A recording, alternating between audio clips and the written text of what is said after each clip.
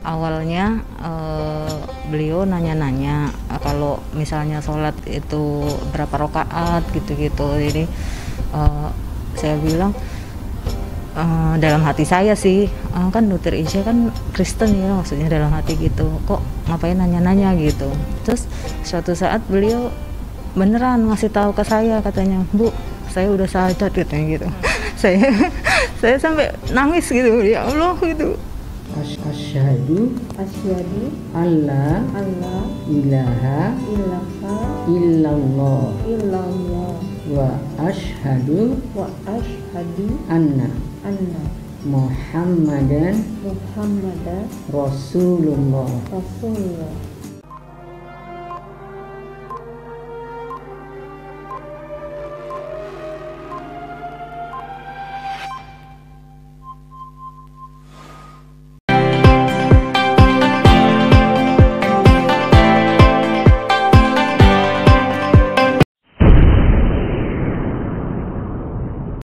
Bismillahirrahmanirrahim. Gimana Dok kabarnya hari ini? Alhamdulillah. Alhamdulillah ya, baik ya. Baik. Tapi untuk Ramadan kemarin lancar? Alhamdulillah. Lancar, Ya, ada biasa kendala? wanita ya. Oh ya. 1 minggu lah. Karena sebelumnya juga sering puasa ya, jadi nggak mengalami Ya, alhamdulillah. kendala ya. Ya. Ini Masya Allah, dokter kan videonya sempat viral ya, bahkan ditonton sampai lebih dari 4 juta viewers gitu ya. Aku juga sempat terharu ngedengernya gitu ya. Dan dari situ mungkin banyak timbul pertanyaan-pertanyaan ya, banyak timbul pertanyaan dari sahabat ngaji cerdas ya, yang mungkin ingin ditanyakan gitu ke Dokter Karissa. Jadi kita ingin membahas lebih mendalam lagi seperti itu ya. Nah, yang pertama sebelumnya kita pengen tahu nih, kan kalau nggak salah dokter ini baru mualaf sekitar 1 tahun lebih ya, karena bulan Maret ya kalau nggak salah ya. Nah, bulan Maret beliau baru masuk Islam, tapi saya dengar Dokter Karissa ini sudah hafal Quran ya, bisa cepat hafal Quran, Masya Allah. Jadi membuat kita yang sudah sejak Islam lahir itu agak-agak malu gitu ya, agak-agak minder.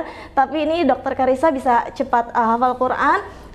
Bisa di-share Dok mungkin rahasia atau tipsnya seperti apa? Iya, sebenarnya sih belum ya, maksudnya masih berusaha menghafalkan karena untuk hafalan juz am aja juga kadang belum lancar juga gitu ya. Tapi ya awalnya tuh memang saya juga agak sangsi ya, apa bisa gitu ya menghafalkan Quran gitu kan, dengan apalagi bahasanya asing lagi gitu. Nah, saya tuh terus terang keterampilan bahasa kurang. Kalau adik saya mungkin itu dia bisa bahasa Jerman, bahasa yang lain gitu. Tapi saya keterampilan bahasa sebenarnya kurang gitu. Tapi Masya Allah gitu ya, saya melihat gitu bahwa kan Rasulullah dan mayoritas sahabat itu kan bahkan umi ya, buta huruf gitu kan. Iya, betul. Mungkin kalau saya buta huruf Arab mungkin ya berarti ya bisa ya kalau Rasulullah bisa gitu kan. Terus saya juga pikir kalau anak-anak mungkin lebih hafal, lebih cepat gitu. Tapi saya balik lagi, tapi Rasulullah juga sahabat itu kan baru dapatnya itu juga bukan di usia yang muda ya, sudah cukup berumur juga gitu kan. Sudah tua juga. Jadi itu kayak motivasi saya juga. Dan Masya Allah lagi janji Allah ya dalam surat Al-Qamar itu bahkan 4 ayat berturut-turut, ayat yang sama 17, 22, 32, 40 itu bilang bahwa ya Allah sudah mudahkan Quran itu bagi yang mau mengambil pelajaran. Jadi dari situ saya udah niatkan aja untuk belajar seperti itu. Saya percayalah kalau Rasulullah itu kan dan sahabat-sahabat itu nggak menjadikan itu beban sepertinya ya, bahkan mereka tuh seperti antusias banget gitu sampai menantikan ayat-ayat itu diturunkan gitu. Jadi saya menyiapkan itu saja, hanya niat kemudian menyiapkan antusias itu gitu. Nah, untuk saya yang sebenarnya IQ-nya sih nggak cerdas di rata-rata gitu, benar sejujurnya itu di rata-rata aja gitu, bukan yang cerdas banget. Tapi ya mungkin saya juga baru tahu ya arti nama saya itu, katanya di bahasa Arab Karissa itu tekun, istiqomah gitu, makanya nggak ganti nama karena artinya udah bagus ya. Jadi saya itu Mbak, kemana-mana itu bawa notes kecil waktu awal belajar itu. Jadi kalau baru tahu ada doa yang bagus gitu, saya tulis Arabnya sama Indonesianya, notes segini doang gitu. Jadi masuk ke kantong bisa, ke tas bisa. Nah terus habis itu doa saya tulis, kalau ada apa namanya tadi ayat yang bagus juga saya tulis di situ gitu. Nah apa namanya buat dihafal kayak gitu. Di mobil juga murotal saya pasang terus gitu. Jadi ya siapa tahu ya ikhtiar kita itu bisa bikin gampang hafal gitu kan. Gitu. Paling biasanya gitu sih cara ngafal, dan saya diajarin juga oleh mentor saya itu. Jadi habis kita baca yang bahasa Arabnya, alhamdulillah udah nggak buta lagi bahasa Arab. Kemudian saya baca terjemahannya. Kemudian dari situ saya ada beberapa buku tafsir itu saya baca gitu. Nah kemudian ditadaburi juga untuk untuk sesuai dengan saya pribadi gitu ya. Saya dapat apa dan saya akan melakukan apa setelah membaca itu. Saya dibilang juga untuk nggak hanya kejar volume, target, khatam setiap bulan, satu kali setiap bulan gitu, tapi juga kalau bisa begitu baik gitu. Tapi juga sekarang saya mulai juga untuk tadi per surat itu saya lebih dalami lagi gitu. Nah, alhamdulillahnya ternyata cara itu tuh membuat bisa lebih cepat hafal. Bahkan yang kayak sederhana ya, kayak anak-anak tuh saya sampai beli buku Al-Quran tulis itu yang tracing gitu Mbak. Cuma tracing aja.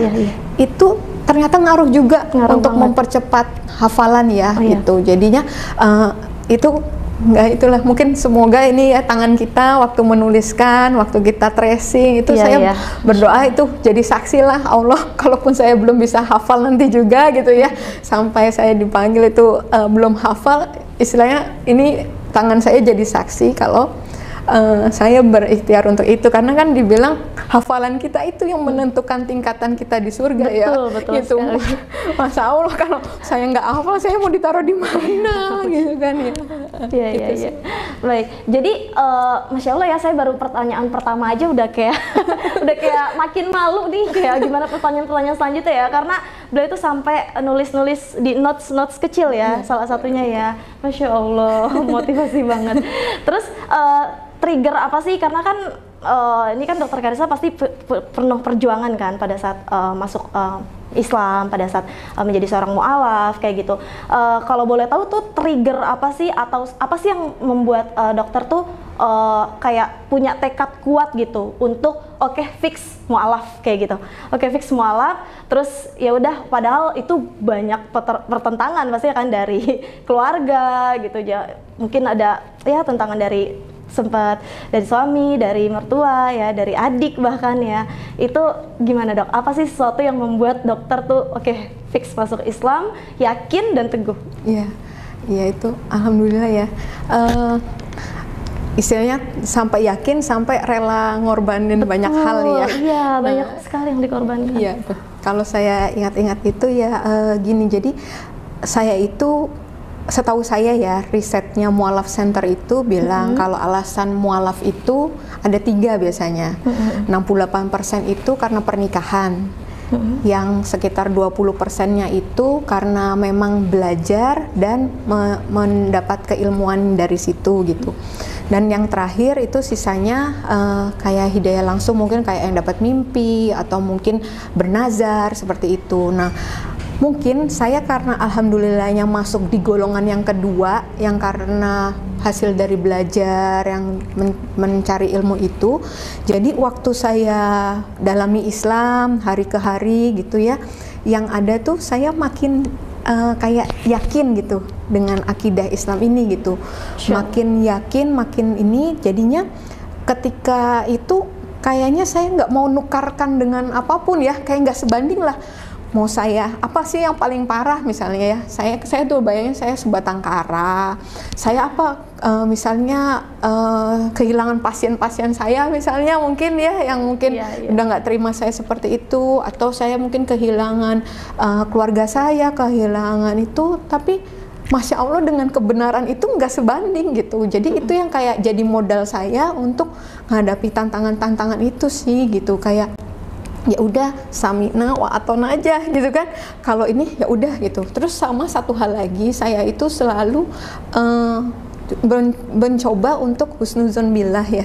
Apa jadi kalau hadis riwayat Imam Bukhari bilang kan Allah bilangnya aku menuruti prasangka hambaku terhadapku kan, jika berprasangka baik ya kebaikan buat dia gitu kan. Makanya nggak boleh kita berprasangka selain yang baik-baik kepada Allah. Jadi walaupun ya saya tahu teman saya juga membukakan bahwa pasti hancur, pasti berantakan kalau sampai gini. Cuman saya lebih mau memilih untuk prasangka yang baik aja sama Allah gitu kan. Jadi apapun yang terjadi udah, yang penting saya sudah dengan Allah dan yang benar gitu. Itu sih yang jadi pegangan saya saat itu. Masya Allah. Terus sebelum masuk Islam gitu ya, sebelum masuk Islam biasanya kan kita kayak pengen tahu dulu ya dok ya, maksudnya mencari tahu dulu tentang Islam seperti apa. Sebelum masuk Islam ada nggak dokter kayak nyari-nyari tahu tentang Islam gitu dengan dengerin ceramah atau tausiah ustadz tertentu gitu, atau mungkin ustadz siapa mungkin? Iya, dulu itu saya sering dilihat di YouTube ya, Dokter Zakir Naik. Dokter Zakir Naik, saya juga suka nonton, suka banget kalau nonton banget itu, Masya kan, Allah. soal itu bener kan, itu saya baca, saya dengar, nonton, kemudian termasuk Ustadz Felix ya, bukan karena di Al-Fatih nih ya, itu jujur-jujurnya itu memang saya waktu itu ya pengennya sih pencarinya yang ahwat juga gitu ya. Cuman kebanyakan itu yang saya lihat tuh banyakan yang ikhwan waktu saya cari itu gitu. Paling yang ahwat itu ada Kak Tere gitu ya.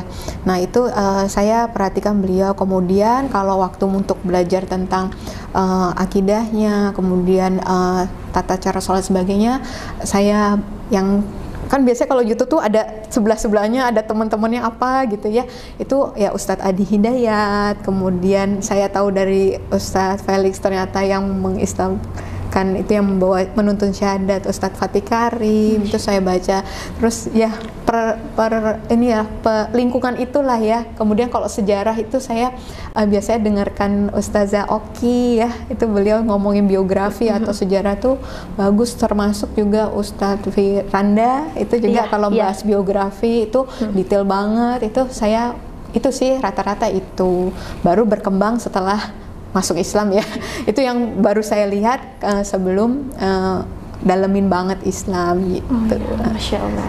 Jadi belajarnya juga dari banyak ya, nggak hanya satu ustaz aja. Betul. Kayak gitu. Karena kan mungkin baru ini ya newbie, newbie. Jadi kita harus nyari banyak referensi kayak gitu. Begitupun bacaan, mungkin dengar ceramah kayak gitu ya pastinya ya.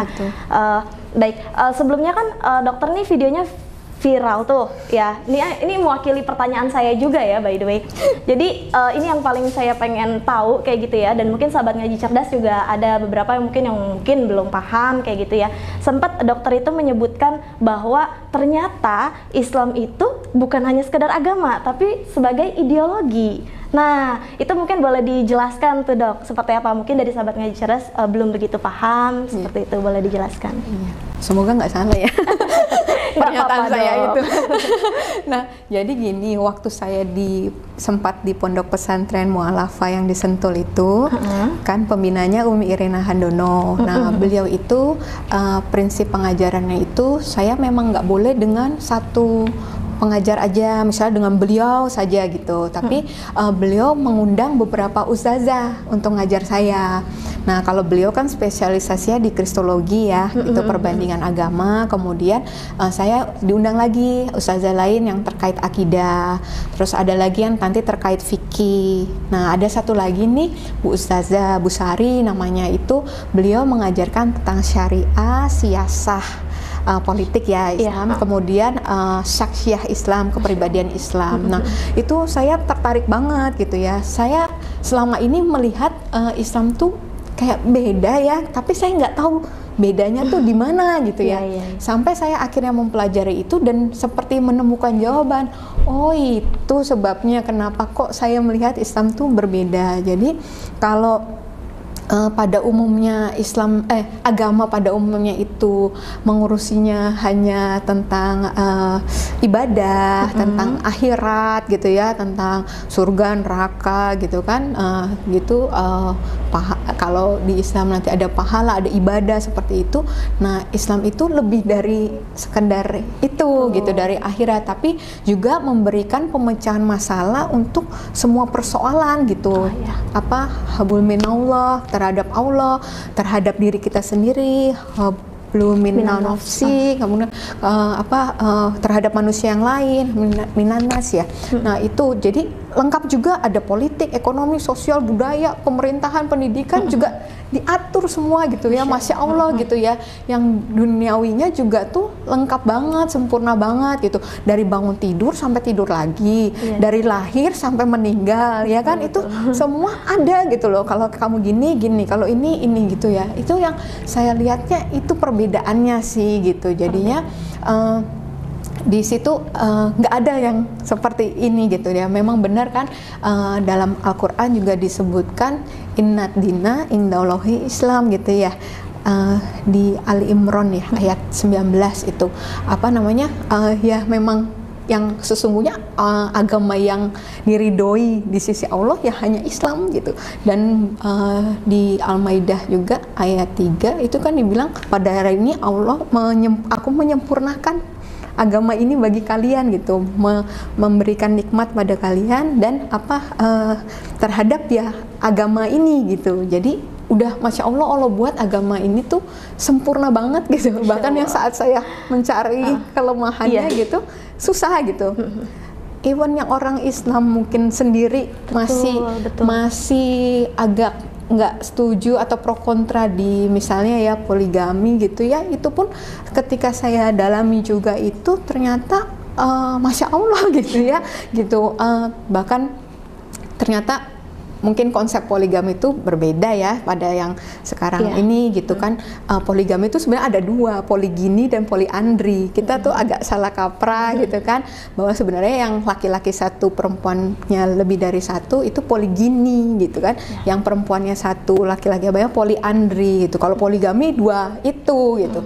Kemudian ternyata yang ya kalau konsep sekarang dibilang poligami itu seperti ekstrim dan sebagainya, sebenarnya artinya sebenarnya itu lebih ke, malah maknanya tuh lebih ke beban gitu. Di situ ada hak anak yatim di situ dan sebagainya gitu ya. Masya Allah, yang akhirnya membuat saya nggak berpemandangan negatif lagi dengan Islam yang kayak membolehkan, padahal bukan membolehkan sih, mengatur tentang poligami ini gitu ya. Itu sampai seperti itu gitu. Masya Allah, saya malah melihat Islam tuh semakin indah, semakin fair gitu ya. Ketika ya memang iya, ketika enggak gitu, ketika lemah nggak kuat ya harus dilindungi dengan cara bagaimana gitu, bukan yang naif atau gimana gitu. Itu tapi pada saat mentadaburi Quran itu kan dokter sempat bilang ya bahwa nggak ada yang bertentangan gitu ya dengan hati dokter kayak gitu. Nah itu sedangkan mungkin banyak biasanya kita ini yang justru dari Islam kan kalau baca malah banyak timbul pertanyaan kayak misalnya maksudnya apa kayak gitu ya, dan mungkin kelemahannya kita kurang mencari tahu. Nah pada saat itu dokter memang betul-betul nggak ada yang bertentangan dengan hati seperti itu pada saat mentadaburi Quran. Paling ya itu tadi saya pertama kali itu ketika saya menemukan kata kami di terjemahan Al-Quran itu. Nah itu saya gini, ya kok lebih dari satu lagi? Itu sempat kayak gitu ya? Di batin tuh sempat begitu dulu. Tapi ya tadi saya selalu husnuzon dulu gitu ya, husnuzon dulu. Ini pasti ada penjelasannya gitu. Jadi saya ketika ada sesuatu yang gimana itu saya ketika itu saya langsung pasti ada penjelasannya. Dan waktu saya pelajari, saya bertanya, saya cari tahu, itu ternyata kata kami itu bukan artinya lebih dari satu, tapi seperti kayak itu bentuk pengagungan, penghormatan ya. Ketika kayak misalnya saya menyampaikan sambutan atau pidato kan bukan saya memakai bahasanya saya, tapi memakai bahasa kami gitu kan, lebih formal, lebih terhormat gitu kan untuk menyebutnya kami. Satu itu. Kemudian yang saya tahu juga itu ketika misalnya pesan itu disampaikan tidak secara langsung oleh Allah kepada Rasulullah, tapi melalui malaikat, jadi disebutnya dengan sebutan kami seperti itu. Akhirnya ya sudah, ketika yang saya temukan jawabannya itu sudah nggak ada gitu. Yang maksud saya nggak ada pertentangan itu ketika kadang seringkali kalau sebelumnya itu saya mencari dan tetap tidak menemukan jawaban gitu, mencari tapi tetap nggak puas gitu, nggak puas dengan masih belum ketemu gitu. Tapi ketika ini misalnya ada sesuatu yang saya kayak kemarin ya saya cerita kok ada sih di bawah laut ada api gitu itu saya masih agak itu, tapi habis itu waktu saya pelajari memang terbukti secara ilmiah itu memang ada geolog yang menemukan itu gitu. Dan dan itu selesai gitu, pertanyaan saya selesai. Jadi nggak seperti puzzle yang berantakan, tapi ini udah seperti benang merahnya tuh ada gitu ketemu. Jadi walaupun baru setahunan ini ya mempelajari Islam tuh kayak sudah kelihatan gitu benang merahnya, oh begini gitu ya, walaupun masih harus terus belajar ya. Cuman karena tadi Islam itu jujur, tidak ada di gimana-gimana kan ya. Ketika saya baru mungkin belajar dari sisi sini ya yang tampak memang begitu. Ketika saya belajar dari sisi sini juga ya begitu, karena ya cuma ada satu gitu kan. Kalau misalnya beda-beda mungkin saya bingung ya gitu ya, tapi karena cuma satu dan hanya itu yang disajikan ya sudah gitu. Jadi itu memudahkan sih gitu. Jadi Masya Allah, segitu mendalaminya ya tentang Al-Quran dan menjadikan Islam sebuah ideologi ya bahkan ya. Jadi maksudnya tentang Islam juga sebuah ideologi itu berarti lebih kepada menjadikan bahwa Islam itu juga sebagai pandangan hidup ya, betul, Dok ya. Jadi dalam segala hal, dalam memecahkan masalah seperti itu ya. Iya, semua kita tarik ya ke syariah Islam ya, ke hukum Islam gitu kan. Karena udah paling selamat lah kan, Islam itu selamat ya. Kalau kita turutin itu sudah dijamin selamat gitu. Untuk apa mencoba dengan cara yang lain gitu. Iya. Tinggal ikutin aja ya traknya ya, Dok ya. Insya Allah. Masya Allah. Nah, kita juga sempat ya beberapa kali mengikuti akun Instagramnya Dr. Karissa, Masya Allah. Jadi kita stalking dulu nih, Dok. Nah, sempat ada satu hal yang unik ya, sahabat Ngaji Cerdas, itu ada tercantum hashtag mu'alaf belajar kafah kayak gitu. Nah, itu agak-agak kepo nih ya. Ini maksudnya apa tuh, Dok? Kayak gimana? Mungkin ada yang pengen tahu. Iya, itu sebenarnya memang dulu akun Instagram saya itu namanya mu'alafah belajar kafah sebenarnya.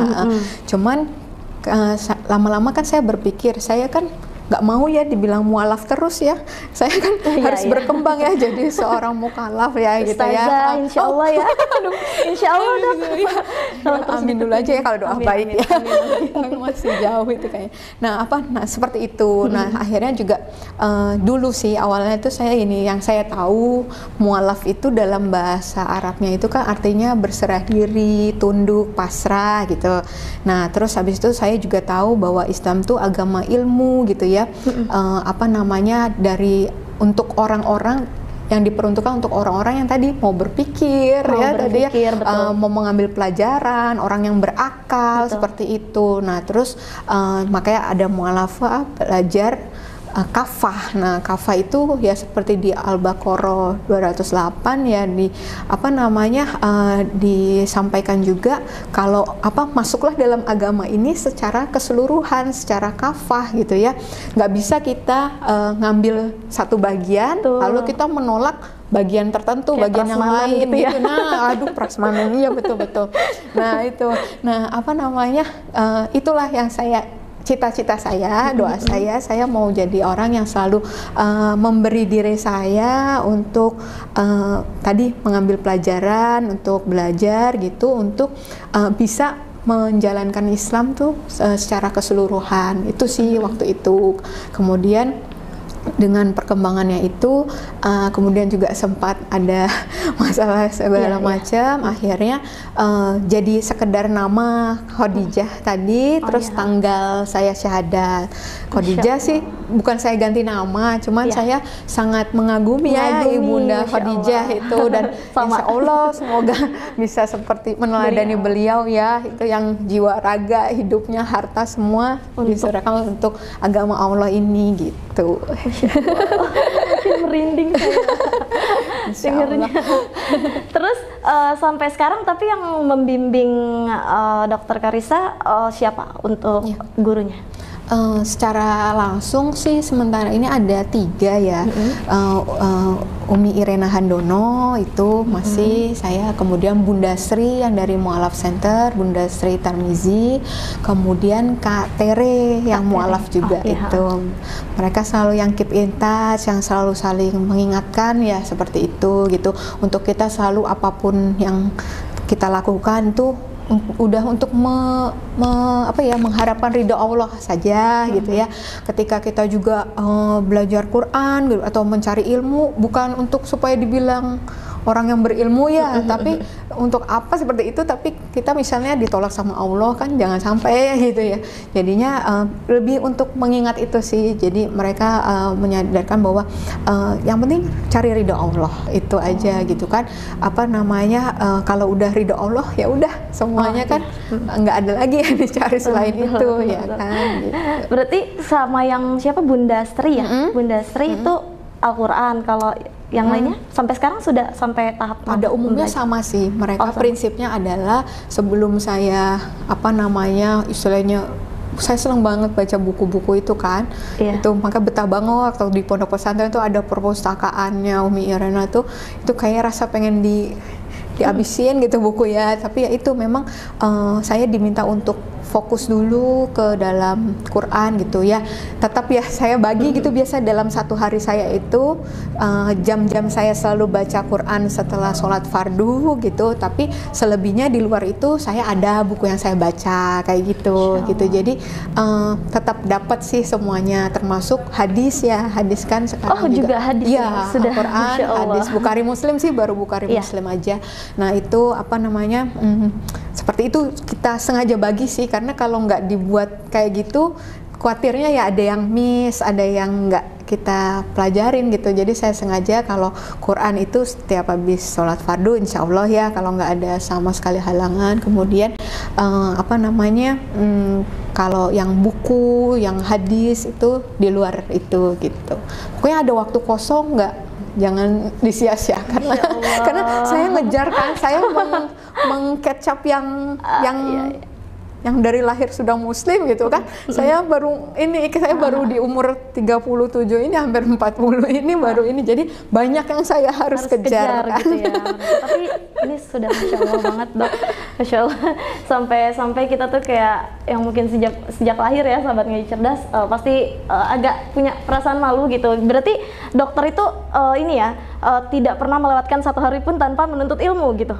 Insya Allah ya. Insya Allah. Kan menuntut ilmu itu wajib bagi setiap muslim. Iya, itu. Jadi nggak ada seminggu berapa kali gitu, nggak ada. Tapi setiap hari ya. Kalau pertemuan tadi dengan ustazah atau apa memang ada jadwal kan ya. Tapi kalau itu saya rasa itu justru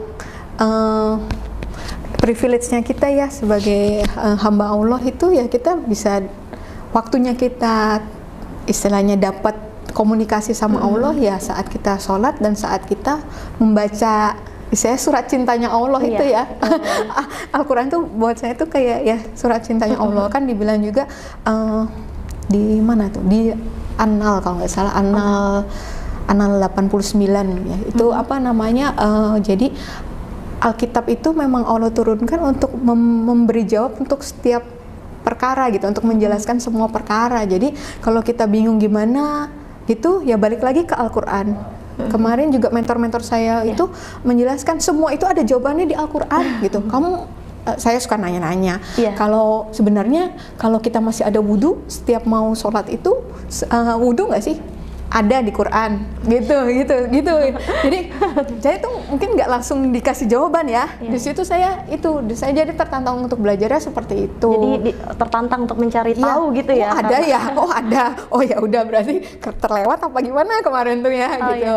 Jadi itu ada di situ. Kemudian ya gitu. Gunanya ditadabur, kemudian kan kita catat ya. Jadi ayat ini, jadi ketika itu ya nggak tahu sih nanti kapan saatnya ada yang bertanya, mungkin kita ada ayat enaknya kayak Ustadz Adi Hidayat tuh ya. Masya Allah. Pojok kiri atas tuh ada itu gitu. Pengen banget ya Allah. Kadang kita udah hafal ayatnya aja udah syukur gitu ya. Tempatnya pun posisinya ya, Masya Allah. Itu sih yang saya Ya mudah-mudahan ya. Kita bisa seperti itu mudah-mudahan ya. Kalau untuk yang hal baik-baik boleh kan ya iri. Ya, amin, amin, amin. Ya mudah-mudahan bisa seperti itu. Tapi tadi saya agak sedikit kepo, berarti ketemu awalnya sama Bunda Iren itu gimana, Dok? Kalau ketemu Bunda Iren itu sebenarnya itu awalnya itu kan saya dapat yang buku dari adik saya itu, saya waktu awal-awal diskusi tentang rencana saya untuk mualaf itu, adik saya memberikan buku referensi, coba kamu baca bukunya Dr. Robert Morey, judulnya Islam Invasion gitu kan, itu bukunya 300 halaman gitu. Nah terus memang kayak analitik banget gitu ya, ilmiah banget gitu ya. Betul. Itu kayaknya ya rasanya begitu gitu. Saya nggak kerasa tuh udah baca baru dikasih tuh saya udah halaman ke 200 sekian, di hati tuh ada ini ngawur gitu. Di hati saya tuh ada perasaan seperti itu. Lalu saya berpikir gini, nggak mungkin ya ini buku udah lama, nggak mungkin orang Islam itu tinggal diam gitu. Saya tanya ke orang-orang, ada yang bisa jelasin ini nggak? Bisa jelasin ini nggak? Maksudnya istilahnya bisa counter pernyataan di buku ini nggak gitu kan? Kebetulan yang saya tanyakan susah untuk menjelaskan. Kemudian saya cari lagi di Google gitu ya, jawaban buku Islam Invasion. Saya yakin pasti ada jawabannya gitu. Dan alhamdulillah keluarlah buku Islam Dihujat karangan Umi Irena Handono itu. Saya baru baca bukunya, itu langsung saya pesan online. Pas datang ke rumah tuh saya bungkus kertas kado ya, sampulnya itu ya, karena kan waktu itu masih sembunyi-sembunyi. Nah itu saya baca kemana-mana, saking penasarannya gitu ya, saking penasarannya saya baca mana supaya cepat selesai. Karena tebel juga gitu, karena kan yang di counter bukunya juga 300 halaman ya, jadi buku Umiren mungkin 2/3-nya dari itu. Nah kemudian waktu saya selesai membaca buku itu, ya ada sih di dalam hati saya, ya Allah izinkan aku ya suatu saat bisa bertemu sama Umi Irena ini gitu ya. Terus nggak lama Kak Tere bikin kajian online kalau nggak salah. Nah narasumbernya ada Umi Irena juga lagi ngomongin tentang syahadat kalau nggak salah. Ada juga di batin tuh rasa kebetulan, maksudnya qadarullah banget ya? Iya, qadarullah banget. Itu tuh berurut gitu ya, berurut. Terus saya waktu dengan kajian tuh gini, ngelihat lagi sosok Umi Irena, kan saya belum kenal ya tokoh-tokoh di dalam Islam itu, jadi satu persatu itu karena ya Allah di hati aja gitu batin, ya Allah pengen ya ngomong ke Kak Tere, kenalin dong sama Umi Irena, tapi ya ngapain ya buat kayak gitu, kalau Allah kehendaki pastilah nanti suatu saat bisa dipertemukan, dimudahkan gitu, batin saya gitu. Nah qadarullah kejadian yang saya sampai harus harus diungsikan dulu ya sementara waktu itu, ternyata tim lawyer kemudian teman-teman itu membawa saya ke Pondok Pesantren Mu'alafah yang ternyata di dalamnya itu pembinanya adalah Umi Irena Handono. Jadi waktu saya datang itu, saya depan-depan dengan Umi Irena, saya nangis. Masya Allah. Umi, saya baca dulu bukunya. Sayang ini saya nggak kebawa karena saya waktu saat itu cuman yang di badan aja, nggak sempat bawa apapun gitu kan. Jadi bukunya ada Umi di rumah, mudah-mudahan nggak hilang. Alhamdulillah nggak hilang, masih ada ternyata. Nah itu. Tapi sampul kadonya sudah hilang, mungkin sudah dibuka. Nah itu apa? Sudah nggak sembunyi-sembunyi. Ada yang membuka berarti ya. Okay. Nah itu kemudian apa namanya? Itu ya itulah pertemuannya itu udah qadarullah semua ya. Ternyata lawyer saya itu dulu adalah tim kuasa hukumnya Umi Irena juga waktu kasus gitu. Jadi ya udah itu udah jalannya Allah semua ya. Iya, saya juga sempat dengar dari kisahnya dokter, sempat dokter bilang setiap ada sesuatu halangan, hambatan, pasti Allah selalu ngasih kemudahan di dalamnya. Itu contohnya yang paling berkesan apa tuh, Dok? Banyak banget itu. Ya? Banyak banget sampai itu kesimpulan itu tuh sampai saya ambil tuh karena ya itu tiap hari, Mbak. Bukan tiap hari. Kadang zuhur kita dengar berita tertentu yang buruk gitu ya. Asar itu Allah kasih, jadi benar-benar kayak udah nyaris bukan habis kesulitan terus menyusullah kemudian enggak, itu benar-benar kayak bersamaan gitu. Tuh hampir seimbang gitu ya gitu. Jadi yang saya pernah bagikan itu juga saya lupa ya udah pernah di share belum. Jadi saya pernah Mbak, jadi abis saya syahadat itu Maret, kemudian April tuh saya dapat ujian. Ini mungkin belum banyak yang tahu, itu saya kena penipuan masker. tahu kan ya, itu kan zaman awal pandemi masker langka banget. Iya, iya. Nah, satu saat itu ada salah satu pasien saya menawarkan, dok mau nggak? Waktu itu harga satu box sekitar 350-400 ribu ke atas lah. Itu paling murah, bisa ada yang 500 ribuan. Nah, dia menawarkan 180 ribu. Mau dong kita ya. Nyarinya susah, harganya mahal, ketika 180 ribu oke lah gitu kan. Terus habis itu, tapi dok minimal 100 box dibilang gitu pesennya. Oh gitu, ya udah gampang, itu nanti tawarin ke teman-teman kantor juga pasti lebih dari 100 box pesenannya, saya pikir gitu. Tapi bener ya, ini kan lagi maraknya penipuan masker nih. Kalau ini nggak mungkin nipu kan ya, saya yakinkan seperti itu.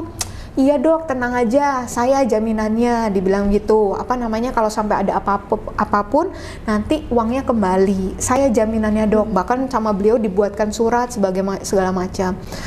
Satu hari ketika jadwalnya harus masker itu datang, gak ada mbak. Gitu, nggak ada. Itu pesanan saya itu sampai sekitar 1000-an lebih, totalnya itu kalau di rupiah 138 juta sekian. Pesanan pribadi pada Tadi yang udah gabung sama teman-teman. iya. Saya sendiri cuma pesan 4 box. iya. Dan itu 138 juta. Nah, itu sebenarnya saya, karena saya nggak ngambil untung sepeser pun, saya sebenarnya memberikan nomor rekening yang bersangkutan supaya teman-teman langsung transfer ke beliau. Tapi teman-teman rata-rata kan nggak kenal sama beliau. Udah Cak, gue transfer ke lu aja gitu kan. Jadinya selalu melalui rekening saya, baru saya setorkan. Seperti itu. Nah, akhirnya mereka nggak mau tahu ketika itu terjadi kan, sebagian besar ya udah kan taunya kirimnya ke saya. Iya. Jadi saya harus menggantikan 138 juta itu ke teman-teman, dan terus terang nggak ada uang segitu gitu kan. Nah, dan itu kalau nggak salah tuh lagi hari libur mbak, hari libur apa yang kayak kejepit, terus besoknya tuh Jumat cuman sehari, kemudian Sabtu Minggu. Jadi untuk saya istilahnya mau pinjaman ke bank, apalagi di pandemi kayak gitu kan susah ya gitu. Sampai akhirnya alhamdulillahnya Allah kasih jalan, ada yang meminjamkan uang. Hari gini mbak meminjamkan 100 juta gitu. Terus saya sampai memberikan sertifikat rumah saya, ini untuk kamu pegang gitu. Kalau saya belum bisa kembalikan, nggak apa-apa, gadaikan aja ini sertifikat rumah saya gitu kan. Tapi beliau tolak gitu, nggak usah kata dia itu. Udah, nanti saya butuhkan ini, itu kan bulan April ya, saya butuhkan uangnya di bulan Juli gitu. Nah, singkat cerita, saya bisa bayar teman-teman. Nah, tapi udah Juni itu udah 2 minggu lagi mau Juli. Saya inget dong janji saya untuk membayar hutang saya itu 100 juta, tapi posisi saya di pondok pesantren. Saya nggak praktek. Gitu. Terus dalam 2 minggu saya ngumpulin 100 juta praktek juga saya nggak gitu, karena praktekan saya juga bukan yang tarifnya begitu, karena kan di rumah ya, rumahan gitu kan, ngumpulin 100 juta dalam 2 minggu juga kan nggak bisa gitu kan. Itu terus pagi-pagi nih mbak, saya gini, ya Allah kurang 2 minggu lagi saya harus bayar hutang, saya nggak mau ingkar janji ya, karena kan udah baik banget gitu. Kalau sampai beliau jadi ada apa-apa proyeknya karena saya telat bayar hutangnya kan, saya merasa bersalah ya, nggak enak. Siang mbak, saya dapat kabar, Masya Allah ada yang transfer saya gitu ya, dukungan dari teman-teman 82 juta. Masya Allah. Lalu ya dengan ada yang di tabungan saya langsung saya hubungin siang itu, saya bilang ke teman saya yang minjamin, minta nomor rekeningnya, saya mau transfer. Dia kaget dong, uang dari mana kata dia gitu. Apa karena kan nggak mungkin ya, maksudnya dia juga memahami kondisi saya, sebenarnya beliau memahami gitu, nggak mungkin ditagih juga gitu. Tapi kan saya nggak bisa, udah janji, saya bilang nggak bisa, saya udah janji gitu. Itu Masya Allah, seperti contohnya kira-kira seperti itu mbak. Jadi pagi saya begitu, zuhur Allah jawab. Nanti zuhur ada kabar tertentu, asar ini, maghrib ada ini, isya ada jalan keluar. Itu tuh banyak banget kalau diceritain gitu. Kayak saya takut ketahuan waktu masih nggak mau diketahui lokasinya, itu Allah bisa luputkan gitu, nggak kelihatan. Padahal saya jarak cuma 1 meter dengan keluarga yang sedang mencari gitu kan. Itu Masya Allah. Kalau diceritain banyak. Iya banyak ya. Tapi ada nggak ngerasa pada saat dokter mengalami kesulitan kayak gitu, kan itu posisinya setelah masuk Islam kan? Ada nggak perasaan seperti kayak kok masuk Islam malah jadi banyak dapat masalah. Ada nggak ada di titik itu nggak gitu? Waktu pertama banget ada masalah yang masker itu, ada muncul itu di hati Ada saya. muncul. Baru sebulan kan, habis syahadat kan. Nah itu dan belum ada yang tahu ya, untungnya belum ada yang tahu. Jadi suami, keluarga itu ngasih saya ayat yang lama ya, itu. Oh, keluarga tahu tentang, jadi belum tahu saya mu'alaf, tapi tahu saya ada kasus. Dan mereka kan memberi kekuatan dengan memberikan ayat-ayat, memberikan doa-doa. Nah itu saya cuman terima kasih ma, ini, tapi nggak saya baca, nggak saya download gitu kirimannya. Itu saya nguatin di hati tuh ya, ada pikirannya tadi kayak Mbak bilang gitu ya, gitu kan? Karena pastinya gitu kan. Tapi itu saya menguatkan hati banget saat itu untuk ya udah, saya cuma doa Nabi Yunus. Waktu itu saya cuma baru tahu satu itu. Ya Allah. Cuma saya ke kantor polisi segala macam ya, urus itu semuanya. Itu karena semua orang kan neror saya ya, mau dikira saya terlibat gitu kan, tuduhannya gitu-gitu. Itu saya sepeser pun padahal saya nggak ngambil, dan saya nggak pernah bisnis loh. Kok saya nggak pernah bisnis gitu, karena saya tuh orangnya nggak tegaan apa segala macam, praktekan ya begitu gitu kan. Nah itu kok bisa-bisanya saya kena masalah itu, padahal sepeser pun nggak ngambil untung gitu. Nah itu saya udah cuman la ilaha illa anta subhanaka minaz zalimin, itu terus saya itu udah ada, ketika ada muncul misalnya kayak bisikan atau apa, yaudah saya zikir terus aja gitu untuk nguatin saya untuk ini. Alhamdulillah ya, memang Allah kan hanya ya uji aja gitu, uji ketika kita ternyata lewat ya udah gitu. Betul. Ternyata sudah sebegitu saja selesai gitu. Dan ternyata itu bukan satu hal yang kayak menarik lagi untuk dibahas, malah ya kita nganggapnya ya. Jadi kalau dulu kayaknya aduh itu berat, sesuatu yang berat banget. Sekarang kadang kita kok aku sampai segitunya, kayak sedikit mentertawakan kesulitan yang dulu malah ya.